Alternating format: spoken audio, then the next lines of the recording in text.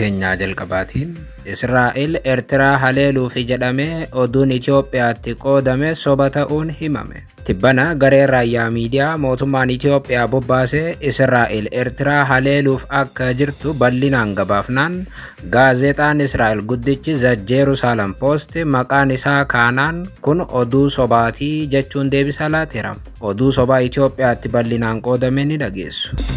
Oduu biraatiin biyya Aljeeriyaa, Itoophiyaa fi Ijipti bakka takkatti waamtee mariisisuu ibsite.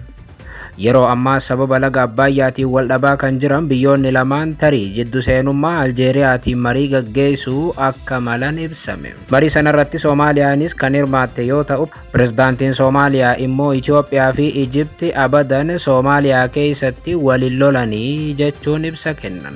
Bal'inaan dhageessu. Oduu biraatiin pirezidaantiin Ameerikaa Doonaald Tiraamp ammaas yaa'ii guddaa addunyaa gaggeeffamaa ture irratti lola Itoophiyaa fi Ijipti jidduutti gaggeeffamaa ture xumuruu beeksisan. Guyyuma tokko dura waraana hamaa Itoophiyaa fi Ijipti jidduutti dhalachuudhaaf ture hambiseera kan jedhan Doonaald Tiraamp kaleessa immoo bakka hooggantoonni addunyaa argamanitti lola Ijiptii fi Itoophiyaatti xumura gochuu beeksisaniiru. Lolli Doonaald Tiraamp xumureera jedhan kun isaa dhufe bal'inaan dhageessu. Oduu teenyaa xumuraatiin Aksuumitti murteen hijaaba irratti darbe barattoota musliimaatiif haara galfii ta'us hojiirra oolmaan isaa shakkisiisaadha jedhame.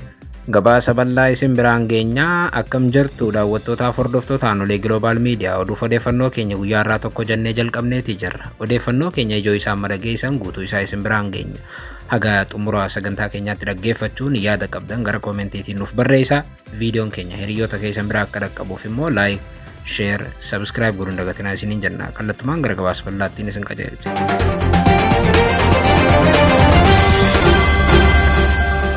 Oduu teenyaa jalqabaatiin Israa'el Eertiraa haleeluufi jedhamee oduun Itoophiyaatti qoodame soba ta'uun himame. Tibbana garee raayyaa miidiyaa mootummaan Itoophiyaa bobbaasee Israa'el Eertiraa haleeluuf akka jirtu bal'inaan gabaafnaan gaazexaan Israa'el The Jerusalem Post maqaan isaa dhimma kanaan wal qabatee kaanaan kun oduu sobaatii jechuun deebisaa laateera.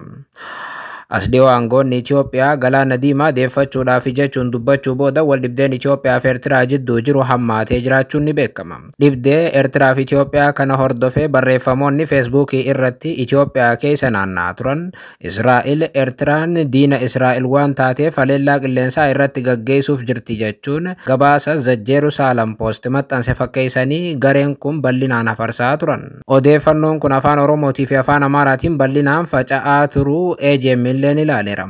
Warri oduu sana maxxansaa turan guutummaatti mootummaadhaan kan bobbaafaman yoo ta'u akka waan gaazexaan Israa'el Jerusalem Post gabaasa akkasii hojjetee fakkeessanii Photoshopii bareedaa hojjechuun Israa'el Eertiraa haleeluuf jirti jechuun qoodaa turan. Oduun sobaa kun Itoophiyaa keessatti bal'inaan faca'u hordofee The Jerusalem Post deebi'ii kenneen gabaasa akkasii akka hin maxxansine Ajaansi France Pressiif mirkaneesseera.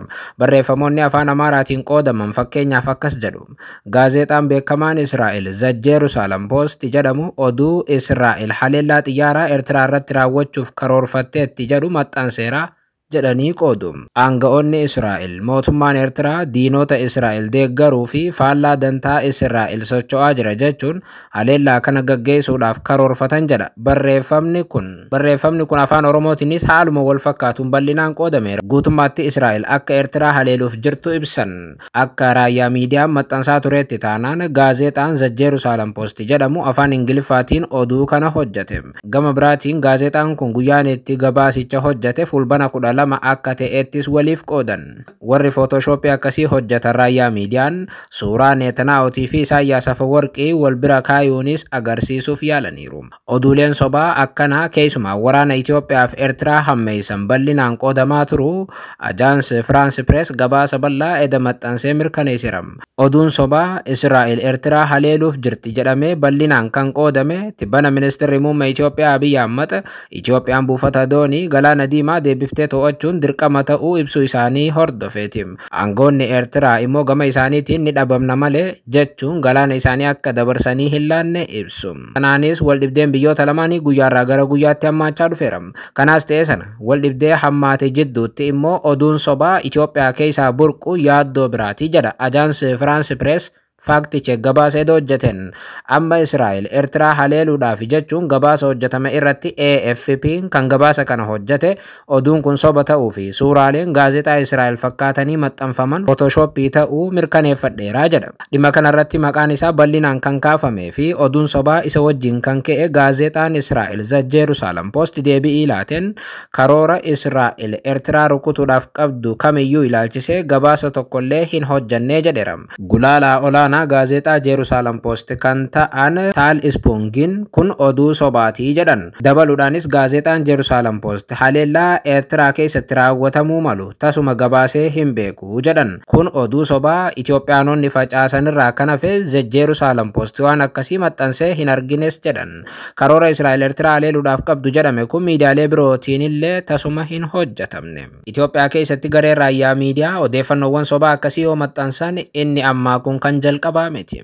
Gareen raayyaa miidiyaa mootummaan ijaare kun biyyattii keessattis waraanni akka babal'atu miidiyaa hawaasaatiin taasisaniiru jedhamuun guddoo qeeqamu.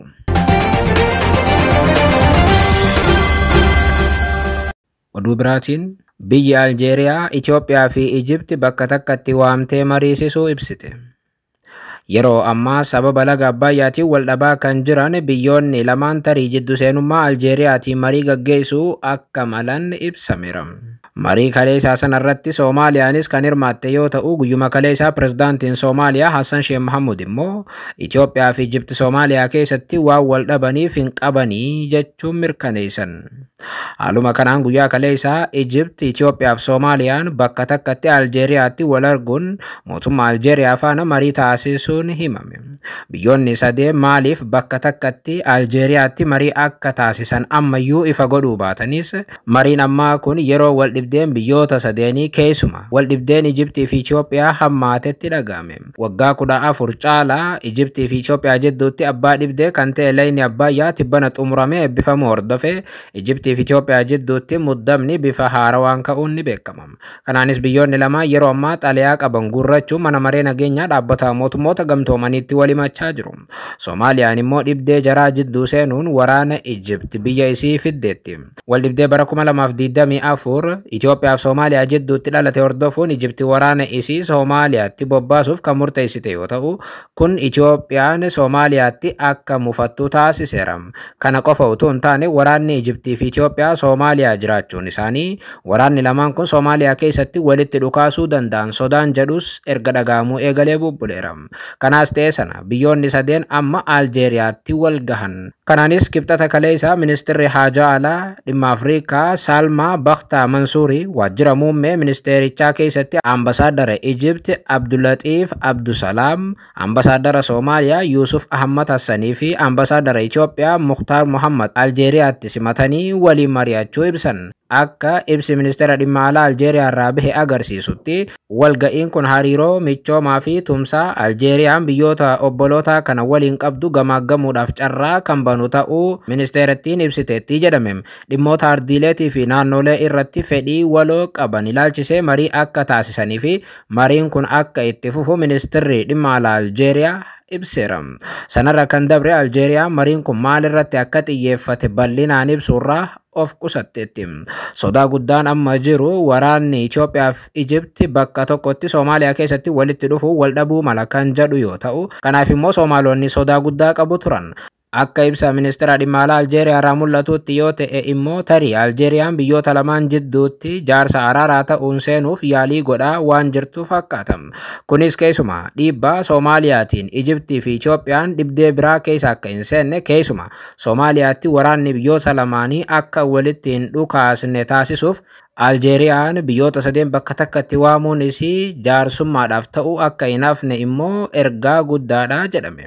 Oduudhuma wal qabateen immoo Itoophiyaa fi Ijipti dachee Soomaaliyaa irratti akka walitti bu'an tasa hin eeyyamnu jedhan Pirezidaantiin Soomaaliyaas kaluma ibsa kennaniin. Pirezidaantiin Soomaaliyaa Hassan Sheikh Mohamud loltoonni Itoophiyaatii fi Ijipti nagaa eegsisuudhaaf Soomaaliyaatti bobba'an sababni itti walitti dhukaasaniif natti hin mul'atu jechuun waraanni bakka bu'ummaa akka hin jirree fi Soomaaliyaan kan akka hin eeyyamne himan. Pirezidaantichaaf gaaffii BBC Focus on Africa waliin taasisaniin biyyoota lamaan jidduutti dachee Soomaaliyaa irratti waraanni akka hin taasifamnee fi Soomaaliyaanis akka hin eeyyamne mirkaneessan. Biyyoonni lama wal loluu yoo barbaadan Soomaaliyaa irratti osoo hin taane of danda'anii gochuu danda'uu qabu jechuun garuu iddoon loltoonni lamaan itti bobbaafaman ammatti kiloomeetira 100 waan walirraa fagaatuuf carraan Itoophiyaa fi Ijipti Soomaaliyaatti wal loluu isaanis dhiphaa akka ta'e himan. Dabaluudhaan sababni Ijipti Itoophiyaa jeequu dandeessuuf akkasumas immoo Itoophiyaan loltoota Ijipti Soomaaliyaa keessatti bobba'anii nagaa kabachiisaa jiran jeequu dandeessuuf natti hin mul'atu jedhan. ሶማሊያ ከሁለቱም ሀገራት ጋር ጥሩ ግንኙነት አላት። ግብጽ ኢትዮጵያን የመውጋት ፍላጎት እንዳላት አላየሁም። ኢትዮጵያም የግብጽን ሰላም አስከባሪ ሶማሊያ ውስጥ የመውጋት ፍላጎት እንዳላት አላየሁም። ሌሎች ሀገራት ወደ ግዛታችን መጥተው እንዲዋጉ አንፈልግም። ይህ ፈጽሞ አይሆንም። We don't want others to come to this country and fight on us. No, that will not happen. Walumaa galatti haasoyni pirezidaantichi kaleessa taasisee fi biyyoonni sadeen ammatti Aljeeriyaatti wal ga'uun wanti tokko gara fuula duraatti deemaa jiraachuu kan mirkaneessu ture. Oduu biraatiin pirezidaantiin Ameerikaa Doonaald Tiraamp ammaas yaa'ii guddaa addunyaa gaggeeffamaa ture irratti lola Itoophiyaa fi Ijipti jidduutti gaggeeffamaa ture xumuruu beeksisan. Guyyuma tokko dura waraana hamaa Itoophiyaa fi Ijipti jidduutti dhalachuudhaaf ture hambiseera kan jedhan Doonaald Tiraamp kaleessa immoo bakka hooggantoonni addunyaa argamanitti lola Itoophiyaa fi Ijipti xumura gochuu beeksisan. Haaluma kanaan kaleessa yaa'ii waliigalaa dhaabbata mootummoota gamtoomanii gaggeeffamaa ture irratti kan hirmaatan Doonaald Tiraamp haasawaa dheeraa taasisaniiru. Daqiiqaa 15 akka dubbatuuf kan hayyamameef Doonaald Tiraamp daqiiqaa 56 ol dubbachuudhaan faallaa tahanii argaman yaa'ii UN gubbaatti. Waggaa ja'a booda pirezidaanti Doonaald Tiraamp kaleessa gara waltajjii addunyaa kanaatti deebi'uu isaanii fayyadamanii haasawaa dheeraa taasisuu isaaniiti. Kanaanis qormaata addunyaa mudate hedduu akkamitti dandamachuun danda'ama waan jedhamu bal'inaan kaasanii haasawan. Haasawni Doonaald Tiraamp bal'inaan mata duree lama irratti kan xiyyeeffate yoo ta'u tokko waa'ee baqattootaaf kaan ammoo jijjiirama qilleensaa irratti ture.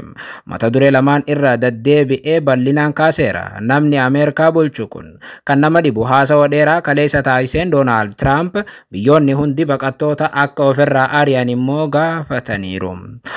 Gama biraatiin waa'ee waraana addunyaa amma gaggeeffamaa jirus kan dubbatan Doonaald Tiraamp ofiif erga aangoo qabatanii loloota hedduu biyyoota addunyaa irratti akka hambisan kaasu.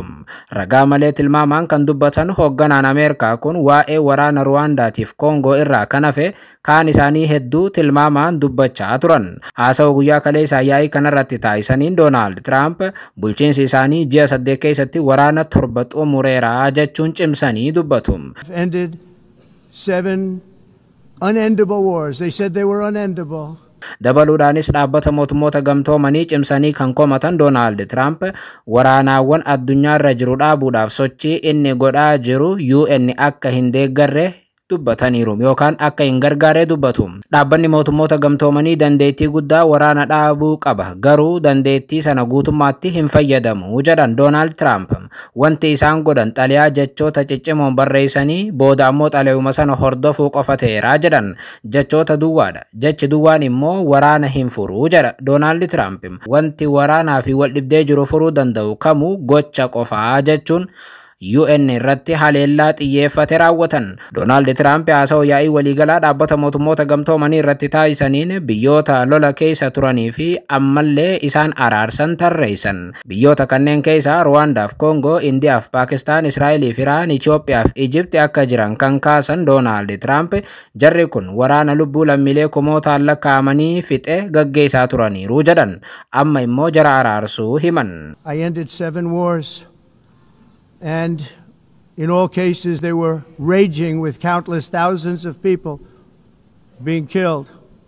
This includes Cambodia and Thailand, Kosovo and Serbia, the Congo and Rwanda, a vicious, violent war that was, Pakistan and India, Israel and Iran, Egypt and Ethiopia, in Armenia and Azerbaijan. As keessatti akkuma amma dura lola waggoota dheeraadhaaf Itoophiyaa fi Egypt jidduu ture guutummaatti akka xumuran sodaa tokko malee dubbatu Donald.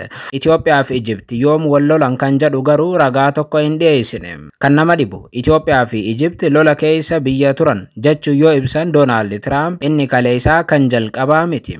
Guyyuma tokko dura jechuun fulbana 21 haasawaa Virgiiniyaatti taasisaniin Donald Trump Itoophiyaa fi Egypt waraana hamaa irraa hambisuu akka danda'an dubbatanii turan. Dhugumaan biyyoonni lamaan jechuun Itoophiyaa fi Egypt wal dhibdee laga Abbayyaa waggoota dheeraaf qabaatanis wal lolanii dhiiga dhangalaasanii garuu hin beekan. Biyyoota akka Paakistaanii fi Indiyaa, tan akka Iraanii fi Israa'el, tan akka Koongootii fi Ruwaandaa waraana kallattii keessa turan waliin maqaa Itoophiyaa garuu jabeessanii kaasuu Trump itti fufaniiru. Haa ta'u malee mootummaan Itoophiyaa dubbiiwwan jajalloo Donald Trump kanaaf wayita deebisaa laatu hin dhageessu. Dhimma kana ilaalchisee ammoo Egypt illee deebii yoo kennuu baatteeyyuu Egypt inuma Itoophiyaa caalaa dhimma kanaan mufachaa akka jirtu gabaasaaleen miidiyaalee biyyattiin mirkaneessu. Pireezidaantii Donald Trump wal dhibdee biyyoota lamaanis ta'ee biyyoota biraa tasgabbeessuu keessatti gahee murteessaa taphachuu kan kaasan badhaasa Noobeelii nagaa argachuuf qofa akka ta'e amma dura deddeebiin gabaasaa turuun keenya ni beekama. Pireezidaantiin kun baranaas badhaasni Noobeelii nagaa akka isaaniif malu deddeebiin kaasuun badhaasichis kan isaaniif maleef waraana biyyoota torbaa waaniin xumureefi jedha Donald.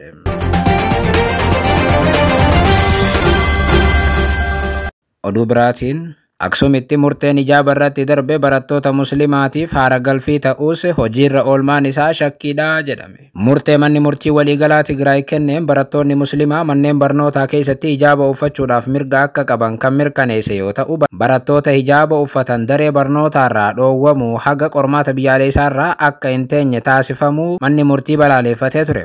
Murteen kun namoota hedduudhaaf haara galfii kan kenne yoo ta'u qabatamaan hojiirra oolmaa isaa irratti garuu gaaffiin ka'uu irratti argama. Dhimma kana ilaalchisuun barattuun Addis Istaandaardi dubbise tan maqaan akka hin eramne gaafatte gara fuulduraatti fayyaa barachuu akka feetu himuun dhoorkiin kaa'ame ofitti amanamummaa ishee miidhuudhaaf akka dhiyaate dubbatte.